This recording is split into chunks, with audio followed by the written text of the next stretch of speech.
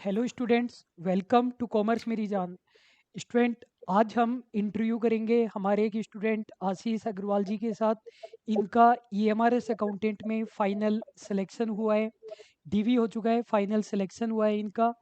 तो सबसे पहले तो आशीष अग्रवाल जी, आपको और आपकी फैमिली को बहुत बहुत congratulations. Thank you sir. Abhishek sir. Ashish ji, सबसे पहले तो आपको और आपके परिवार को बहुत-बहुत बधाई। सबसे पहला जो थैंक यू। क्वेश्चन मैं जानना चाहता हूँ आपसे कि जब रिज़ल्ट आता है, तो उसके पहले बहुत सारी नेगेटिव बातें आपके सामने रहती है और रिज़ल्ट आने के बाद में बहुत सारी पॉज़िटिव बातें हो जाती है ना? तो जो जब जब आपका रिज़ल्ट आया था, तो उस समय आपका जो फर्स्ट रिएक्शन था, वो कैसा रहा? मतलब कि कैसे पता चला आपको रिज़ल्ट आया? रिज़ल्ट आपका आ चुका है, आप उसमें सक्सेस हो चुके हो और उसके बाद में जो रिएक्शन था आपका और आपकी फैमिली का, उसके सबसे बारे में पहले थोड़ा-सा आपने किसको बताया, फिर पेरेंट्स का क्या हुँ, रिएक्शन रहा? सर वैसे जब रिज़ल्ट आया था तो मुझे पता नहीं था कि क्योंकि 22 तारीख को रिज़ल्ट आ चुका था और मैं हुँ, शायद जयपुर गया हुआ था उस दिन। तो मैं नेक्स्ट डे जब आया तो एक बार मतलब घर में सबको पता था कि मतलब रिज़ल्ट तो आने वाला है। मतलब ओके। कि कब आएगा ये नहीं पता था, पर ऐसे बोलते थे कि चेक करता रहा कर इस तरीके से, वो सभी बोलते हैं। तो मैं मम्मी के साथ बैठा हुआ था ऊपर छत पे, हम लोग थोड़ा गॉसिप करते हैं कभी-कभी। तो फिर उस टाइम पे उन्होंने बोला कि भई एक बार रिज़ल्ट चेक कर ले फिर से।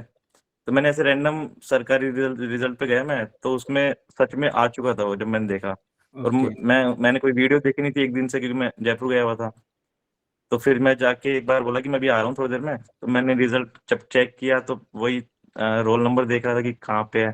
तो फाइनल जब मिल गया तो थोड़ा-सा मतलब इमोशनल सा तो था, क्योंकि काफ़ी टाइम से मैं एग्ज़ाम की प्रिपरेशन कर रहा था। तो फिर मैं मम्मी के पास में सबसे पहले गया और उनको ही बताया सबसे पहले। फिर पापा और भाई को मम्मी का अपने। क्या रिएक्शन था सबसे पहले? क्योंकि वो बहुत मतलब प्रीशियस उन्होंने बोला होता कि है। अभी तो हाँ, पूछा ही था और अभी बता भी दिया। तो मतलब उनका भी शॉकिंग ही था कि अभी मतलब कोई बात-वात तो बताई नहीं थी। क्योंकि पता नहीं था उस चीज़ का, पहले से पता होता तो फिर भी प्रिपेयर रहते थोड़ा-सा। तो बिल्कुल। एकदम सारा कुछ हाँ, जल्दीबाज़ी में था सब कुछ, पता नहीं था उस चीज़ का इस वज़ह से। हाँ, बाकी मतलब खुशी तो थी, पर वही आँसू वाली मतलब बयान नहीं कर सकते उस चीज़ को, ऐसा वाला कुछ था। मतलब उस मोमेंट को आप सिर्फ़ जी सकते हो, बयान नहीं कर सकते हो। हाँ, वो चीज़ अब बताई नहीं जा सकती वो चीज़, क्योंकि जब मेरे को ऐसा लगता है ज़्यादा खुशी भी आप हँस के नहीं, आप रो के निकालोगे उस चीज़ को। वो चीज़ जब सही, मैंने स्पेशल जो अलग से फ़ील की उस दिन, वो बिल्कुल। चीज़ थी सर। हमारे जेपी लिए सर। भी सेम ऐसा ही होता है, जब स्टूडेंट का मैसेज आता है, व्हाट्सएप आता है कि सर मेरा सिलेक्शन हो गया, तो उससे ज़्यादा खुशी किसी चीज़ से हो ही नहीं सकती है।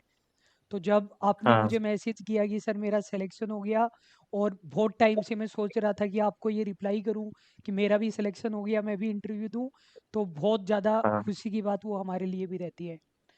तो आशीष जी, मेरा सेकंड पर्सन ये है कि स्पेसिफिकली इस ईएमआरएस अकाउंटेंट के लिए आपने कितने मंथ प्रिपरेशन की, और डेली कितने घंटे आप पढ़ाई करते थे, घर पर करते थे, लाइब्रेरी में करते थे?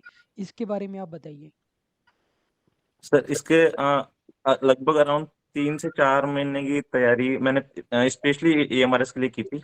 बाकी मैं 2 साल से कॉमर्स का मतलब एग्ज़ाम्स काफ़ी दे रहा था, तो उसका एक्सपीरियंस इसमें काउंट था। पर अगर स्पेसिफिकली पूछे एएमआरएस के लिए तो वो 3 से 4 महीने था इसमें। और मेरा अकाउंट्स वाला थोड़ा पोर्शन अच्छा था, क्योंकि आपके नोट्स मैं फ़ॉलो कर रहा था उसमें। और फिर जो बचा हुआ पोर्शन था वो मैं धीरे-धीरे लगभग 4 से 5 घंटा इतना हो जाता था डेली लगभग। अच्छा। ओके। और ये बताइए कि आपने इसके अलावा और कौन से एग्ज़ाम की प्रिपरेशन की थी, या पहले किसी एग्ज़ाम में रह गए थे? उसके बारे में बताइए। सर ये 2021 से मैं एग्ज़ाम दे रहा हूँ इसमें। सबसे पहले मैंने एग्ज़ाम जेईवीएनएल का दिया था, जो इलेक्ट्रिसिटी डिपार्टमेंट में राजस्थान की एग्ज़ाम थी वो। उसमें कुछ कुछ नंबर से मैं उसमें रहा था। फिर उसमें डब्ल्यूओ का भी पेपर था, उसी 2-3 महीने बाद में शायद वो पेपर था, तो वो भी दिया था, पर उसमें भी नहीं हुआ था मेरा। फिर नेक्स्ट टू नेक्स्ट ईयर मैंने एफसीए का दिया, लास्ट ईयर ये भी। तो उसमें प्री हो गया था, पर मेंस में वो जो मैथ्स वाला जो सेक्शन था उसमें थोड़े से कम मार्क्स रह गए थे मेरे उसमें। वो 2-3 और मार्क्स फिर आप एक बता रहे थे। डब्ल्यूआई का। हाँ? 2-3 मार्क्स बता रहे थे आप एफसीआई वाले में। हाँ, हाँ, हाँ, हाँ। तो उसमें सेक्शनल कट ऑफ थी, वो प्रैक्टिस नहीं थी उस टाइम पे उस चीज़ की। मतलब बैंकिंग की तरह वो सब सब कुछ आता था। तो बैंकिंग वाले चीज़ की प्रैक्टिस नहीं थी मेरी। कॉमर्स वाले की तो थी, पर उसमें बस वो मैथ्स और रीजनिंग वाले पोर्शन थोड़ा-सा सेक्शनल टाइमिंग की वज़ह से उसमें दिक्कत आई। अगर टाइम मिलता तब तो उसमें भी हो जाता। फिर मैंने के डब्ल्यूआई का पेपर दिया था, एयरपोर्ट अथॉरिटी ऑफ इंडिया का। उसमें पोस्ट कुछ ज़्यादा कम थी, पर फिर भी मेरे को लग रहा था कि इसमें हो जाएगा। तो उसमें कुछ 3 या 4 नंबर से मेरा उसमें भी रहा था, मतलब एग्ज़ैक्ट नहीं पता लगा मुझे। पर हाँ, मैंने जब कट ऑफ जब देखी थी और मार्क्स मिलाए थे तो मुझे लगा कि इतना ही इतने नंबर से रहा था मैं, ज़्यादा नंबर से नहीं रहा उसमें। पर फिर इसका भी आया था ईएमआरएस का, तो मैं तैयारी तो असिस्टेंट प्रोफेसर की कर रहा था, पर इसमें जब मैंने इसका सिलेबस और कोर्स देखा तो मुझे लगा कि इसमें एडवांटेज है मुझे, और इसमें कुछ सेक्शनल टाइमिंग या कट ऑफ वाला भी कुछ इसमें चक्कर नहीं था। तब फिर मैंने इसके लिए फिर थोड़ा-सा टाइम निकाला और इसमें मैंने तैयारी की फिर मैंने। बिल्कुल।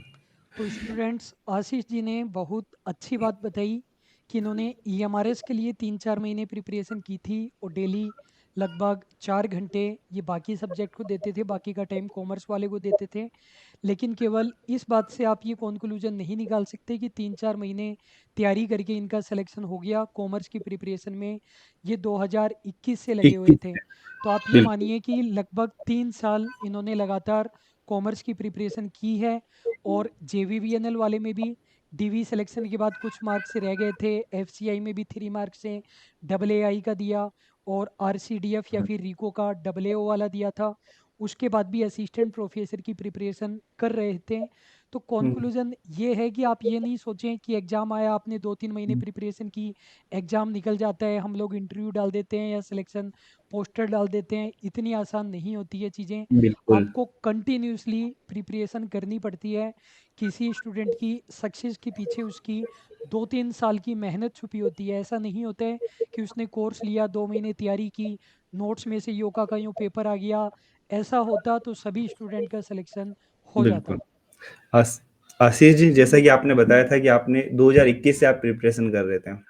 आपने बहुत सारे गवर्नमेंट एग्ज़ाम भी दिए, कॉमर्स के भी स्पेसिफिकली, और उसमें आपको सक्सेस आपके हाथ नहीं लगी। तो जब ऐसा होता है ना कि हुँ, जब हुँ, सक्सेस आ जाती है, आप जब पास हो गए एग्ज़ाम के अंदर, तो सभी रिलेटिव, सभी सोसाइटी वाले आपके हित में ही बोलते हैं कि हमको तो पता ही था कि इसका सिलेक्शन हो जाएगा। हाँ, हम तो पहले हाँ, से ही कह रहे थे।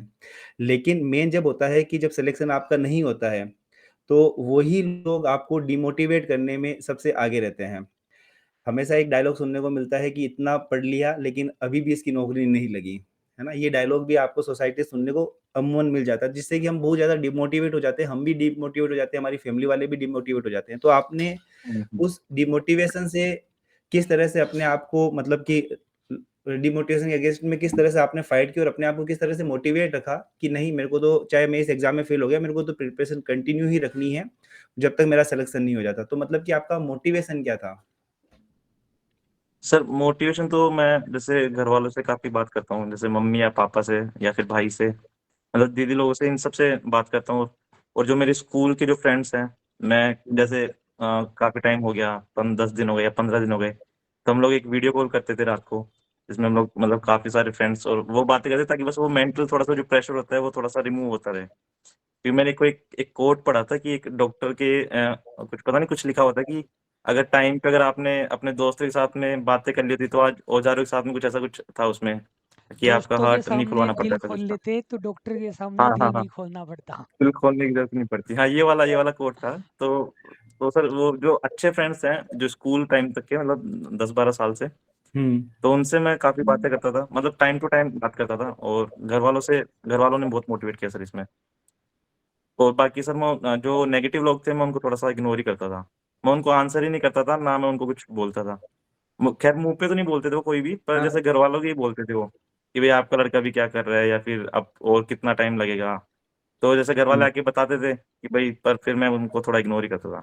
क्योंकि बोलने से कोई फ़ायदा नहीं है सर। मुझे लगता है कि रिज़ल्ट आता है तो वो अपने आप ही मुँह बंद हो जाते हैं फिर उनके। बिल्कुल, बिल्कुल। मतलब कि सेल्फ कॉन्फिडेंस बहुत ज़्यादा ज़रूरी है इसके लिए, और पॉज़िटिव लोगों के बीच में रहना बहुत ज़्यादा ज़रूरी है। पॉज़िटिव लोग। और जो हाँ, बिल्कुल, वो कोई भी नेगेटिव हो सकते हैं चीज़ें वो। हैं उन्हें इग्नोर करके अपनी प्रिपरेशन करते जाएं।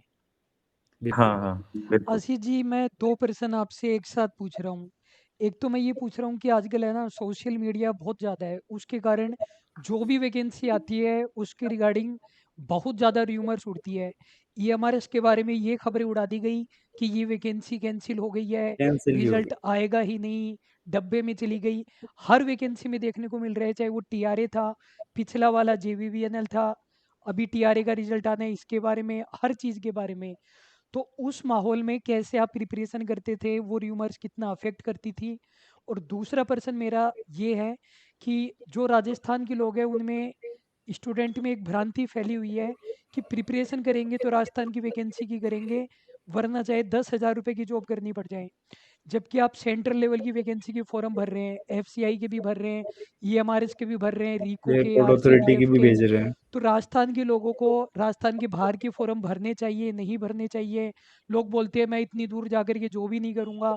तो इन दोनों चीज़ों के बारे में आप बताइए, र्यूमर्स के बारे में और आउट ऑफ राजस्थान की वैकेंसी के बारे में। सर रूमर्स के बारे में तो मैं इतना बोलना चाहूंगा कि अपन कंट्रोल नहीं कर सकते उन सब चीजों को। मैं तो ये मानता हूँ कि आप ऐसी वीडियोज ही मत देखो, क्योंकि इसमें वो व्यूज के लिए, मुझे लगता है कि व्यूज के लिए होते हैं सब चीजें। पर मतलब मैं तो ऐसी चीजें देखता भी नहीं था सर।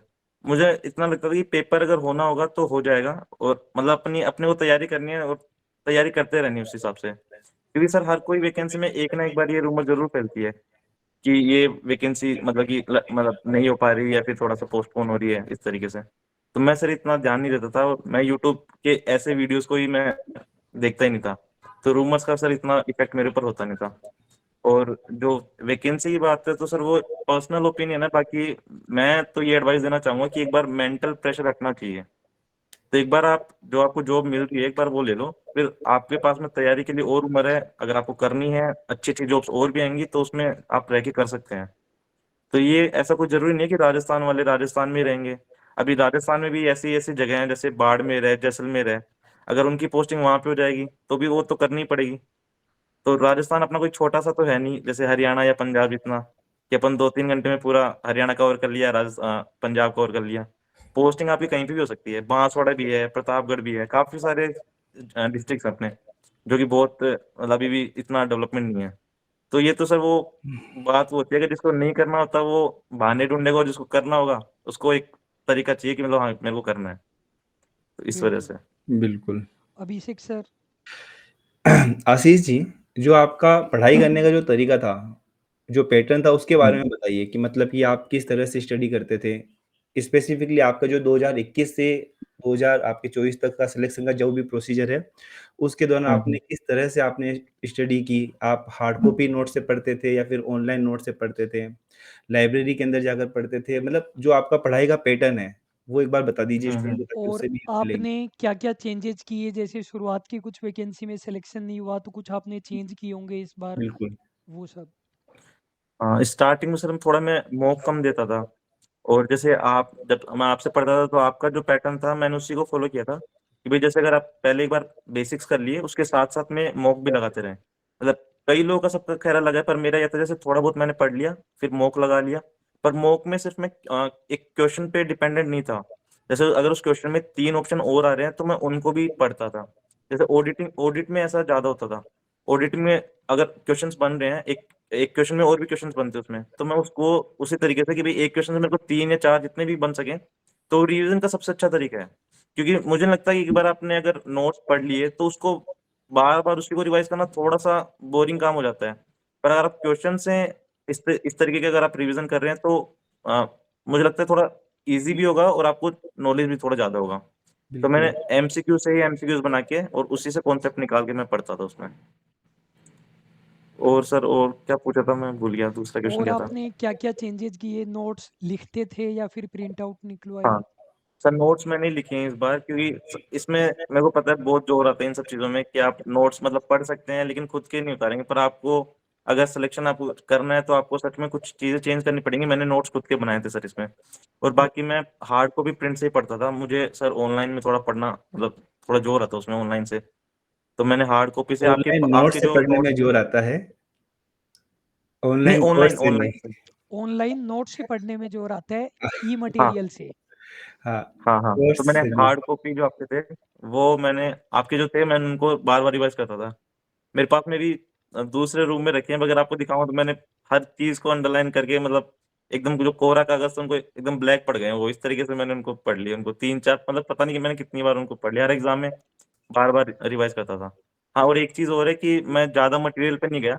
स्पेसिफिक मटेरियल था उन्हीं को बार बार उसी को पढ़ता था मैं। ओके, तो हाँ, इस ये चीज पहले मैं करता था। पहले जैसे एक बुक पढ़ ली फिर दूसरी बुक से कुछ पढ़ दूसरी लिया। तो ये सब चीज ना करके वही है कि एक बुक को आप बार बार पढ़ो। ये नॉर्मल सभी लोग बताएंगे ये वाली चीज तो। स्टूडेंट, बिल्कुल। अगर मैं समराइज करूं तो आशीष जी ने 3-4 इंपॉर्टेंट चीज़ें बताई पहली बात तो इन्होंने स्पेसिफिक मटेरियल पर फोकस किया, बहुत ज़्यादा मैटर इकट्ठा नहीं किया।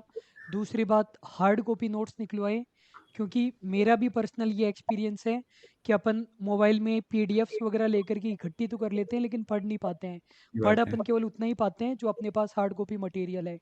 तीसरी बात, इन्होंने खुद के भी लिख करके नोट्स बनाए। चौथी बात, इन्होंने बोला कि डायरेक्टली नोट्स को बार बार रिवाइज करना इन्हें बोरिंग लगता था, तो ये एमसीक्यू से रिवाइज करते थे। किसी क्वेश्चन के 4 ऑप्शन है तो चारों ऑप्शन के बारे में सोच करके जिससे टॉपिक कवर होते जाएं। तो आशीष जी, हमारा सेकंड लास्ट क्वेश्चन ये है कि आपकी सक्सेस में सीएमजे का क्या कंट्रीब्यूशन रहा, कैसे नोट्स थे, टीचर ने कैसा पढ़ाया, ये भी बताइए। और जो भी कमियां रही या जो भी आप इम्प्रूवमेंट देखना चाहते हैं कॉमर्स मेरी जान में, वो भी आप हमें बताइए।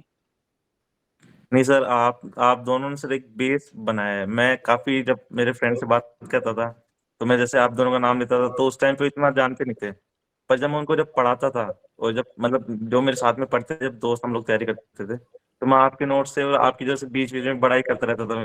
तो वो चीज सर की आपका मतलब आपने जो बेसिक जो मेरे को दिया है ना, वो चीज मैं कभी नहीं भूलूंगा। मतलब वो चीज है, ठीक है कॉमर्स थी, पढ़ रहे थे, पर जो आपके नोट्स और जो आपको पढ़ाने का तरीका था, मैंने सर अभिषेक सर की भी यूट्यूब से मैंने स्टार्ट किया था। यूट्यूब पे मैं कुछ एएस कुछ पढ़ रहा था, तो हम्म। एएस की एक बार आपकी कोई ट्रिक आई थी याद करने की, इंडियस की और इंडिया एएस से की। बिल्कुल। हाँ, तो उससे बहुत मुझे फायदा हुआ। तब फिर मैंने वो एक दिन आपको ने कुछ कुछ 1 रुपए में कुछ वो था कि एक दिन के लिए आप जितने नोट्स पढ़ सको, तो फिर मैंने वो चीज से काफी देखा और मैंने सर ऑलमोस्ट एक सब्जेक्ट की क्लासेस देख दी थी उस दिन। मैंने कोई 12 से 15 घंटे लग के मैंने वो पूरा सल्टा दिया था उस एक दिन में। ऐसे तो बंद तब फिर करना मेरे को उस पड़ेगा चीज में हमें। फायदा हुआ। ऐसे तो है बंद क्या सर? ऐसे तो ये चीजें बंद करनी पड़ेगी हमें, यदि आप 1 रुपए में एक दिन में पूरा करके सब्जेक्ट पढ़ आता है लेंगे तो तो। अच्छी बात है अपने लिए। नहीं, पर वो सिर्फ मेरे को करना था वो वाली चीज, मेरे को एक बार बिल्कुल। देखना था कि हाँ मतलब स्टार्टिंग में कितना क्या हो रहा है। फिर मैंने उस हिसाब से सर मैंने वो कोर्स ही ले लिया था। उस टाइम पर मैंने मतलब वो बोला भी एक था रुपए से। कि आप चाहे तो एक पूरा सब्जेक्ट निपटा सकते हैं, ऐसा मैंने कहा भी था। सर बिल्कुल। मैंने वो एक सच में पूरा ऑडिटिंग मैंने ये देखा था कि टैक्स में से नहीं हो सकती एक दिन में, क्योंकि टैक्स टैक्स बहुत बड़ा सब्जेक्ट है। तो मुझे लगा कि शायद ऑडिटिंग हो जाएगी। और तब फिर सर मैंने ऑडिटिंग की थी, और ऑडिटिंग में उस टाइम पे मैं पढ़ नहीं पाया था क्योंकि वो सर कॉलेज में 1 वीक सीरीज और ये सब चीज़ चलती हैं, तो बेसिक इतना क्लियर हो नहीं पाया था। तो बिल्कुल। मैंने उसमें ऑडिटिंग की थी और ऑडिटिंग से फिर मैंने वो पूरा कोर्स ले लिया था। हाँ, पर सर फायदा काफी था, आपके नोट्स मुझे काफी सही लगते थे जब आप पढ़ाते थे और जब नोट से करते थे। फिर आपके जो क्वेश्चन थे तो वो बराबर उसमें प्रैक्टिस किया। मैंने दूसरे और कोई नहीं पढ़े, जैसे मेरी क्या थी स्कूल की बुक्स हैं, और उसके बाद में अगर कोई मटेरियल लिया तो फिर वो आपके नोट्स से करो। एक चीज़ और बता दीजिए कि कॉमर्स के अलावा जो पोर्शन है English, Hindi, GK, math, reasoning वगैरह, उनके लिए आपने किसी दूसरे इंस्टीट्यूट या किसी टीचर को फॉलो किया हो तो आप सीएमजे फैमिली के मेंबर्स को रिकमेंड कर सकते हैं। बिल्कुल। सर वो चीज ये थी, उसमें भी सर 2-3 साल की और तैयारी थी। मैंने एक बार 2017 में केडी कैंपस में तैयारी करा था एसएससी की मैं। हम्म। तो उसके बाद में मैंने सर इंग्लिश, मैथ्स और रीजनिंग मेरी वहां से कवर हो गई थी। पर थोड़ा सा उसमें एसएससी में उस टाइम पे कुछ स्कैम और स्कैंडल के बहुत सारे रूमर्स फैल रहे थे, और कुछ सच भी बात थी वो। तब फिर सर मैंने स्विच किया कि मुझे कॉमर्स में अप्लाई करनी चाहिए जो जितने फॉर्म्स है। तो वो वाला बैकग्राउंड सर मेरा वहां से क्लियर हो गया था। और वो भी सर मॉक टेस्ट लगाता था, पहले एक बार बेसिक पढ़ा था कोचिंग से, और फिर उसके बाद में मॉक टेस्ट बार बार लगाता था। तो इसी वजह से सर इसमें जो पैटर्न था वो थोड़ा मेरे को लगा कि हाँ ये करने लायक एग्जाम है, इस वजह से। अभिषेक सर और कोई पर्सन नहीं आपका? सर, बस मेरी तरफ से क्वेश्चन। तो आशीष जी, बस आपके लिए शुभकामनाएं हैं कि आपका असिस्टेंट प्रोफेसर में भी जल्दी से सिलेक्शन हो जाए और एक और इंटरव्यू हम कंडक्ट करें। कंडक्ट है आपके और साथ। आपको बिल्कुल फिर सर। से कॉन्ग्रेचुलेसन, जल्दी से आपकी शादी वादी हो। और थैंक यू। तो अभी के लिए बस इतना ही। और स्टूडेंट, ये सीरीज हमने फिर से स्टार्ट की है कंटिन्यूसली। अभी बहुत सारे इंटरव्यूज वगैरह आने वाले हैं। इन इंटरव्यूज का पर्पज़ यही है कि आप केवल सफलताओं से नहीं, असफलताओं से भी सीखें कि असफलता से सफलता की तरफ ये कैसे बढ़े, किन किन कमियों को सुधारा तो आपको उससे बेनिफिट हो। तो अभी के लिए बस इतना ही। Thank you so much. Thank you congratulations Ashish ji. Ashish ji once again. Thank you sir, thank you.